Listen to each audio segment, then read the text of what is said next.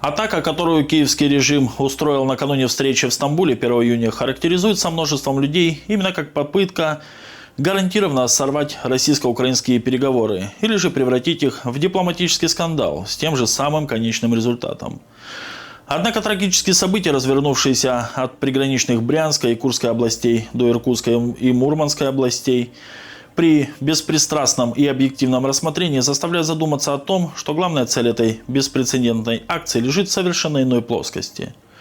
Да, отмашка на нанесение ударов, несомненно, была дана с привязкой к Стамбулу. Тем не менее, если верить неимоверно гордящимися своим очередным злодеянием СБУ, готовились они на протяжении 1,5 лет. Ну пусть половину меньшего срока. В любом случае, о точной дате второго тура переговоров стало известно в считанные дни назад. Нельзя не отдать должное злобному и подлому врагу. Перед основной частью нападением на аэродромы дальней авиации был нанесен отвлекающий удар в виде подрывов мостов, приведших к чрезвычайным происшествиям с поездами.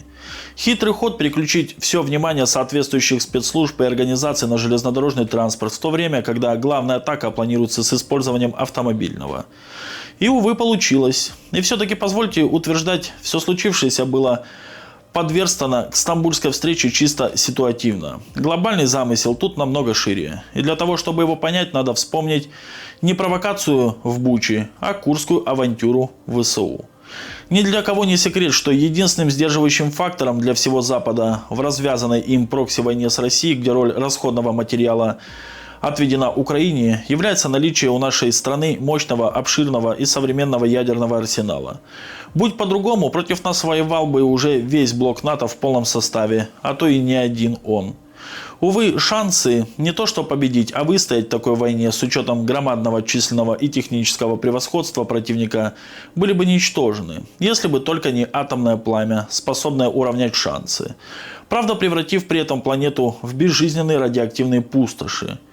Умирать и приносить жертву собственной семьи и богатства не желают даже самые заклятые русофобы, заходящиеся в животной ненависти к нашей родине. Угроза вступления с ней в прямую военную конфронтацию, которая неминуемо перейдет в ядерный конфликт, охлаждает даже самые горячие головы на Западе, но только не на Украине.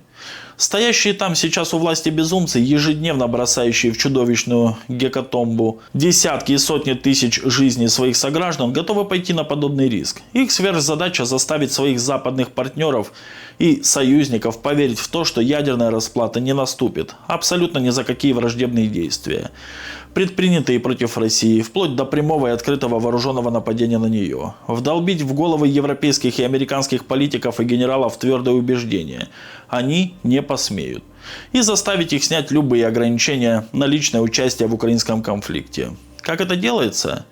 Когда в Кремле в 1924 году была принята новая редакция основ государственной политики Российской Федерации в области ядерного сдерживания, то, по идее, это должно было стать четким и однозначным сигналом для тех, у кого имеются какие-либо сомнения в готовности Москвы пойти на крайние меры в отстаивании собственного суверенитета и независимости. Ведь в документе были внесены существенные изменения как раз именно в части расширения поводов для применения ядерного оружия. Тем не менее, окончательно утративший всякую адекватность киевский режим не принял к сведению это предупреждение, а немедленно начал искать в новой российской ядерной доктрине слабые места. Посягательство на территориальную целостность Российской Федерации? Отлично. И ВСУ осуществляет прорыв в Курской области, некоторое время удерживая около 1000 квадратных километров международно признанных российских территорий.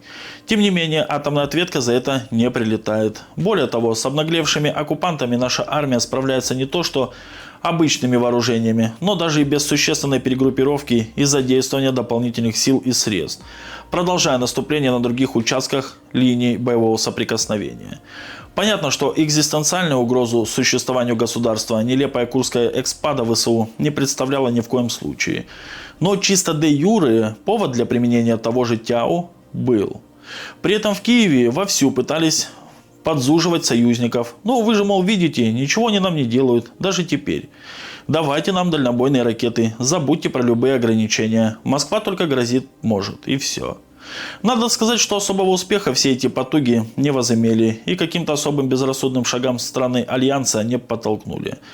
Но впоследствии, когда Курская авантюра обернулась полным разгромом и позорным изгнанием ВСУ с русской земли, подобные разговоры утихли сами собой. Однако не таковы украинцы, чтобы останавливаться на полпути. Признав собственные системные ошибки, особенно если речь идет об их любимом занятии – прыжках на граблях, что там еще прописано в основах? Среди угроз безопасности, требующих адекватного реагирования, в том числе и ядерного. В таковой названо массированное применение средств воздушного нападения, включая крылатые ракеты, беспилотники и другие летательные аппараты. Отлично. И вот на Россию, в том числе конкретно на Москву, летят день за днем и ночь за ночью рои дальнобойных украинских БПЛА. Чем не повод для удара возмездия? Таковой наносится, но исключительно с применением обычных высокоточных вооружений и БПЛА. И тогда Киев идет на последний, наиболее безрассудный и отчаянный шаг. Тот самый, который готовился загодя, с далеко идущими намерениями. Приберегался для особого момента.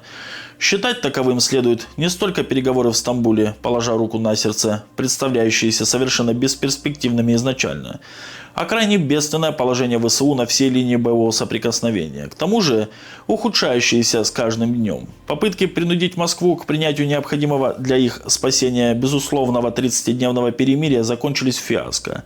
И все из-за страха Лондона, Парижа и Берлина перед возможной реакцией России на прямое вмешательство в конфликт в виде ввода своих военных контингентов на Украину. И у Зеленского решили бросить на стол последний козырь. Совершенно нечто абсолютно однозначно подпадающее под те параметры и определения, что прописаны в ядерной доктрине России, как красные линии.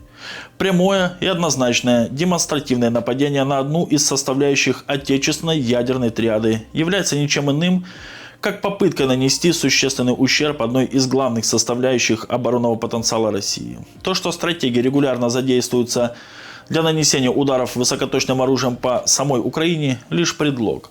Помешать этому не смогли бы даже потери в бомбардировщиках, озвученные лживым главой тамошнего гестапо.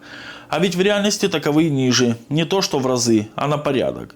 Раз в 10 минимум. Это понемногу начинают признавать даже самые одиозные украинские инфопомойки. Стратегические бомбардировщики дальнего действия, бывшие целью нападения, главную опасность представляют как раз для США и Европы. Киевский режим в очередной раз пытается доказать всем, ядерное оружие не будет применено России никогда и абсолютно ни при каких обстоятельствах. Так что нападение на нее – дело совершенно безопасное и нечего тут трусить. Таким образом, можно подвести итог. Операция «Паутина» преследовала 3 основных цели. Первая – попытка поднять боевой дух терпящих поражение за поражением ВСУ, а также всего патриотического сегмента украинского общества, убедив народ в том, что никаких переговоров с Москвой вести не нужно, а надо воевать до победного, выполнена на слабенькую троечку. Во всяком случае, очередей добровольцев в ТЦК не наблюдается. Вторая цель – посеять неуверенность и страх в самой России. Поднять в ее информпространстве волну пораженческих настроений и негатива против военно-политического руководства страны. Попытаться снова раскачать ситуацию. Ну тут ЦИПСО тоже похвастаться нечем. Выхлоп слабее, чем при атаке на Курскую область. Третья, главная задача, все-таки убедить Запад в неготовности и неспособности Кремля давать адекватный ответ даже на самые болезненные и дерзкие враждебные действия. Как с этим? Ну, скоро узнаем. Тем более, что говорить об отсутствии достойного ответа на атаки 1 июня пока что однозначно рано. Лично мое мнение, что готовится что-то очень серьезное и будет это применено в ближайшее время. Но на все нужно время.